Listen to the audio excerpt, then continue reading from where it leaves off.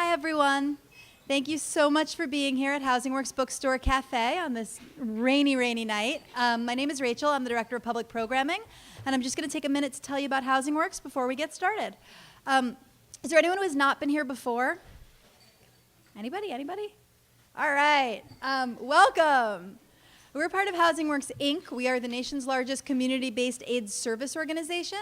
We provide housing, healthcare, job training, advocacy, and other direct services to homeless New Yorkers living with HIV and AIDS. It's a really important cause, and we're proud to be a part of it, and the way that we do that is through social enterprise. So all the books have been donated to us, the CDs, the DVDs, and the people pouring your coffee and ringing up your purchases are volunteers. It means any money you spend while you're here is going directly to help someone. So for example, if you're drinking a beer, you're doing a good deed, and we commend you. If you'd like to have some more beer, 10 glasses of wine, or buy yourself a set of encyclopedias, it all goes to a great cause. So we just really appreciate anything you can do.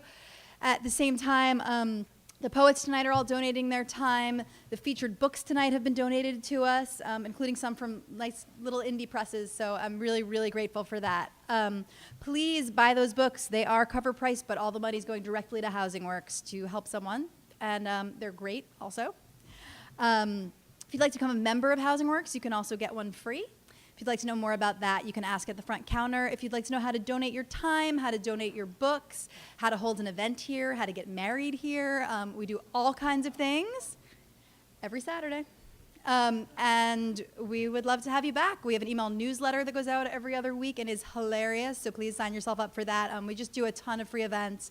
Tomorrow night, Rolling Stone is presenting long-form journalism. Thursday night is comedy about Passover. Next week, there's another poetry event on Wednesday. There's a big country concert coming up. So whatever you're into, we'd be really glad to have you back.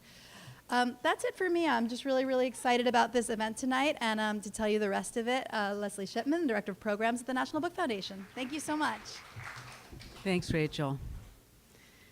Hi, everyone. Welcome to Housing Works and to the National Book Foundation's National Poetry Month reading, featuring 3 extraordinary poets who have either won or been a finalist for the National Book Award. I love National Poetry Month. I'm also exhausted by it, but there are so many great readings to attend during National Poetry Month, and I'm glad you guys are here for this one. Tonight's reading is part of the Foundation's Lineage program, an ongoing retrospective that's examining 61 years of National Book Award-winning poetry through public programs in 3 cities and a daily blog on each winning title, written by a group of emerging poets. Please pick up a copy of our poetry timeline and brochure, which has our web address, which is on the information table, which is also where you'll find the books that are for sale tonight.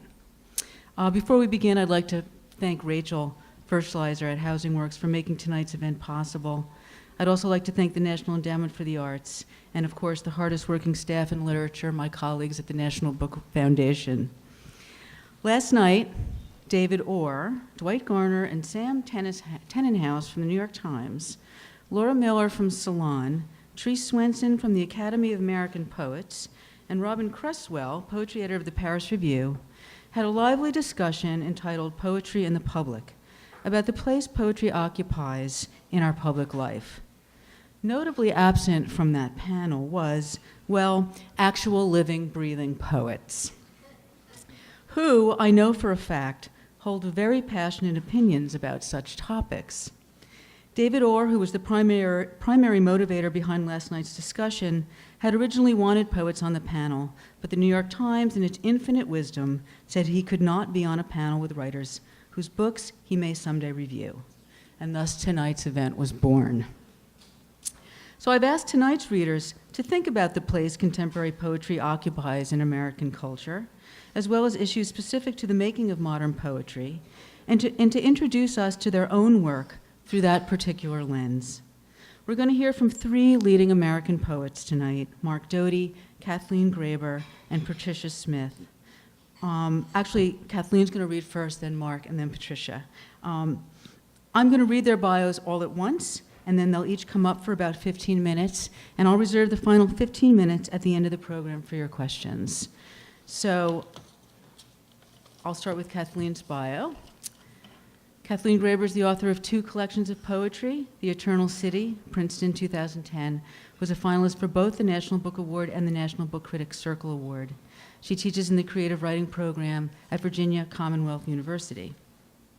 Mark Doty's Fire to Fire, New and Selected Poems, won the National Book Award for Poetry in 2008. He's the author of 7 other books, 4 volumes of nonfiction prose, and most recently, a handbook for writers called The Art of Description from Grey Wolf. He lives in New York City and teaches at Rutgers University. And finally, Patricia Smith is the author of 5 books of poetry, including Blood Dazzler, chronicling the tragedy of Hurricane Katrina, which was a finalist for the 2008 National Book Award and one of NPR's top 5 books of 2008, and Tea House of the Almighty, a National Poetry Series selection.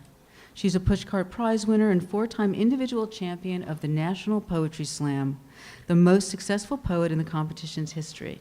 She's a professor at the City University of New York, College of Staten Island, and is on the faculty of both Cave Canem and the Stone Coast MFA program at the University of Southern Maine. So please join me in welcoming our first poet tonight, Kathleen Graber.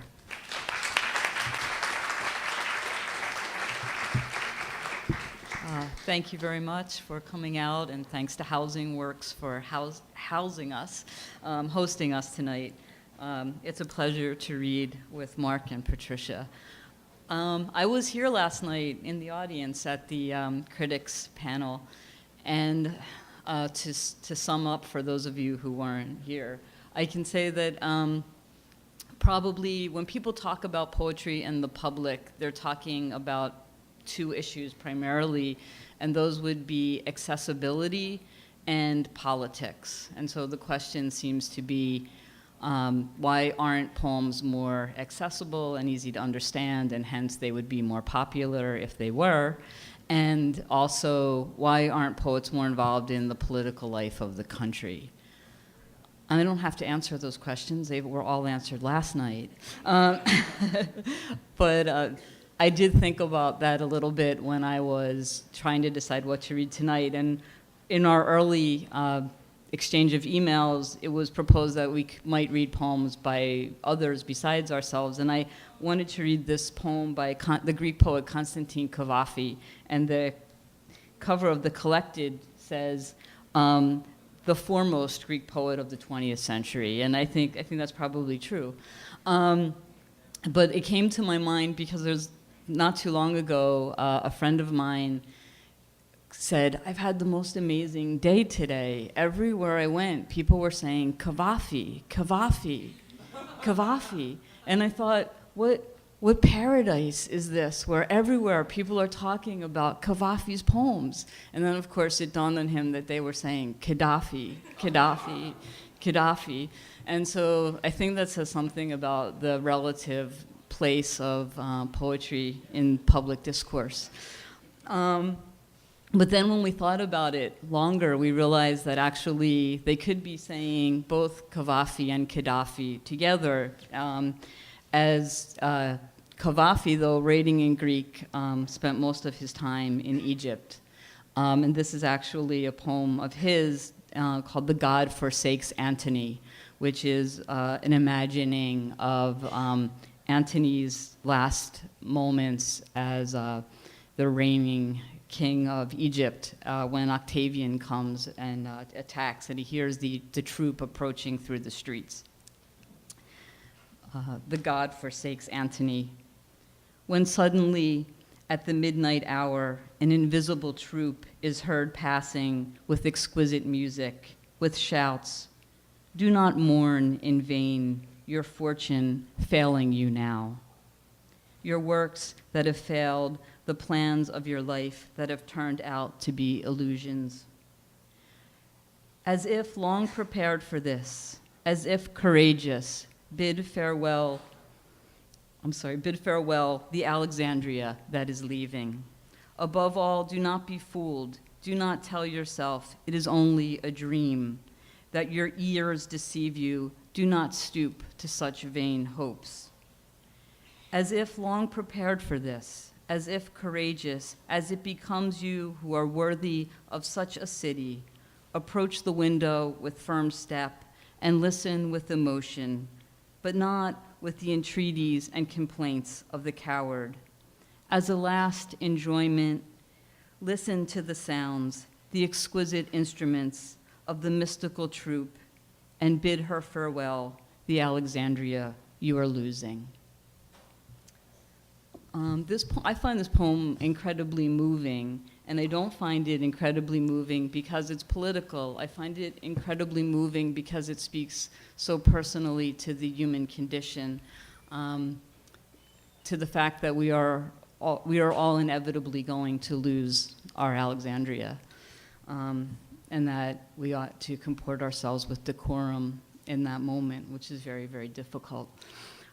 I noticed last night when I was in the audience that this is really strange. So if I stand back from this, can you hear me? Is this okay? Okay, because I don't want to reverberate everywhere. So not thinking about Cavafy at all when I was working on this project, I realized it's not totally non-conversant with his project. In the middle of the Eternal City is a little cycle of poems that are in conversation with the Roman Emperor Marcus Aurelius, who was a Stoic, who despite being king had really wanted to be a philosopher. He was constantly under siege from barbarians, as all Roman emperors are. And the two that gave him a lot of trouble that he wrote about in his meditations are the Quadi and the Parthians. This is book 3. This is actually a poem in which the public appears. So in case you haven't met the public, I'd like you to I had, I don't know if many poets can say this. For most of my life, I had a business on the boardwalk in Wildwood, New Jersey. So I know the public quite intimately. Anyway, so this is book 3. It has an epigraph from Aurelius. They know not how many things are signified by the words stealing, sowing, buying, keeping quiet, seeing what ought to be done, for this is not affected by the eyes, but by another kind of vision. Remember the Quadi and the Parthians. Never allow them into your life. Last night at work, before I knew it, while I was busy selling a t-shirt, the one with the glow-in-the-dark skeleton in the electric chair to Canadian tourists, an addict convinced me to keep an eye on his 6-year-old son. Slurring something as simple as "don't let him go nowhere," he turned and stepped into the congress of night strollers on the boardwalk. Where did he go? The child wondered. After 10 minutes, he asked, "How long has he been gone?" Soon, though, the father returned, stood in the doorway of the shop, called his son's name once, and they vanished. In his relief, the boy forgot the jarred goldfish he'd won by tossing a coin into its bowl. At midnight, I placed it into the open hand of a sunburnt girl wearing thick black glasses, knee-high socks, and a 14-gauge surgical steel lip ring. Having lost somewhere in the past the urge to take so grave a responsibility upon myself. The fish will die. Maybe it's dead already. And I'm tired of feeling sad. What is this other kind of vision that recognizes already the end in sight, that foresees only disaster? Today, I'm giving away 2 bags of clothing I've never worn, and then I'm going to run in place at the gym while I listen to Moby Dick on tape. We discussed puppets and how much he likes the big blocks at school. We considered how slowly time seems to pass when you're waiting. And then I'm just going to read one other poem. It's actually a poem about poems, which is really, something you're warned always never to do. And I tell my students, no poems about poems. But since this is poetry in the public, it feels like if there were ever a time to read the poem about poems, this is the place. The question came up last night about whether or not all American poets think of themselves as a part of a single community, and whether, if put to the question or having to face the question in some way, they would agree that they had a single project. And it was sort of universally agreed upon that, yes, they do think of themselves as a single community, but no, they don't think they have a unified project.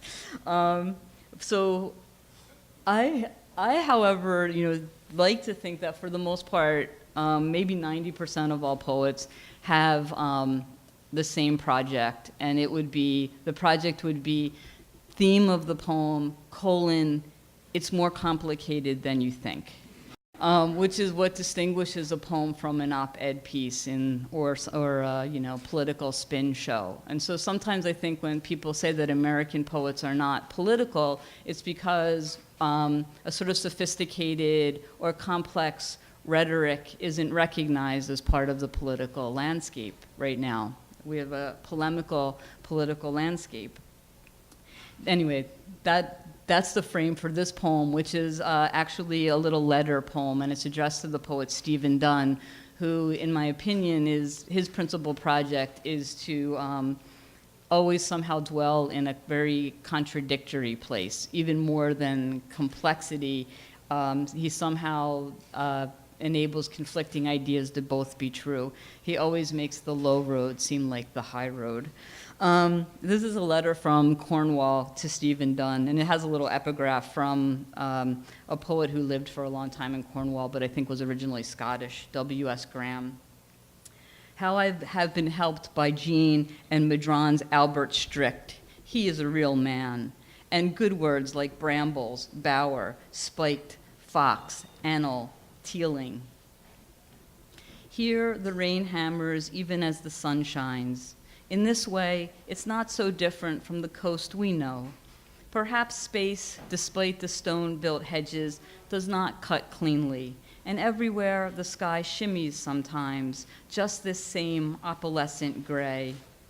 And if all the great logical linguistic dichotomies turn out to be like the clamorous gulls off the moors at Zenar, one voice caught between the cliffs, switching back upon itself, well, you'd hardly be surprised. And if some days the words are less interested in the world than they are in their own making, isn't it a selfishness we can forgive? The things get tired of the ideas, the things. I'm a little tired just now of this body, but what can anyone do about that? Today, I understand for the first time that it is the Trengilly farmhouse I see every morning, resting on my shoulder. Washing my face, I look into the mirror and out the window behind me to this one visible human stitch in the scene. The back of a building I've seen many times from other angles, but have been so slow to recognize from my own. Any big claim in all of that is not about phenomenology or optics, but merely about realizing, finally, how best to get back later to where I am. Once you told me, every poem needs a Buick. And it's true, even the poems without roads, even the poems in which Buicks have not been invented. Because isn't a Buick just another way to utter the various desires? Another bed and wheelbarrow, the bower and bramble and the fox, the weight and roll of the ordinary fantastic, the empty full. At least this is what I'm thinking as I walk the scrawny tree lines, gathering kindling between pastures of cows. I break as I go along the broken limbs, some mossy and some as hard and bare as bone, into even smaller bits, and drop them without judgment into the bag. What poem isn't a poem about poems, even though we work against it? The cottage has a stove and a night storage heater, and sometimes huddled between them, I think Whitman and Dickinson, and smile. The farmer, a figure come alive in Malcolm Mooney's land, knee-deep in turnip rows and brown-black muck, sings in the gloaming the refrain of what I know now to be his favorite song, Peggy Lee, Is That All There Is? Beyond the last field, at Scott's Key, a derelict jumble of granite pilings, Muscles glisten in a last shot of light. One moment, Marcusite hairpins there for the taking in the seedweeds tangle. The next, so many dark object lessons in self-possession, being simply being what they are. My friend is the local arborist whose job it is to operate a gas chainsaw with great delicacy in the high branches of dangerous trees. This isn't a metaphor, he likes to tease. It's only as good or bad as any other wage. A barn owl roosts in the abandoned biplane hangar. In a sailor's chest, someone nailed to the rafters decades ago with hope that just this miracle might occur. This is the perfect place, the perfect hour, everyone tells me, to glimpse its ghosting off to hunt. I put down my sack to wait, because we all want to see it, don't we? Half for itself and half to be able to say we have. Far from anywhere, there is no reason to be afraid, but any stranger would be. The night ripens, a sliver of moon appears. Happy birthday. How I have been helped by you who track the shy and wild truths. The minutes here, this too will not surprise you. Do not pass more slowly. Precise, the watch's jeweled escapement is, after all, nothing like our own. It has no truck with the right wrong heart.